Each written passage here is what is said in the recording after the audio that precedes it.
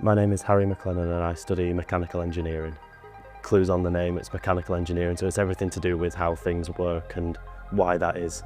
I chose to do the HND because I did the HNC last year, moved on to the HND this year, but for me it was the flexibility of I've no commitment to a certain number of years, everything's done year by year, and if I wanted to take a year out then come back, take 2 years, come back, it doesn't matter. But also for where I want to go in terms of career, it was the best option at the time. A lot of the software that we use is industry standard, so a lot of massive engineering companies will use the same things, and if they don't use the same things, they'll use similar. So it's not a case of learning one thing and only being able to use that. It's learning one thing and then being able to apply the skills that I've got from that into different things entirely. You have more control over what you actually do with yourself when it's finished.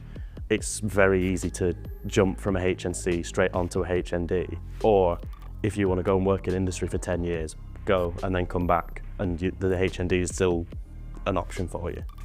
I would really recommend this as an option because it's so easy to take control of your own learning a little bit. You've no huge commitment, which for some people works perfectly, but for others it really doesn't. So having everything done year by year means you feel a lot more flexible in what you're doing.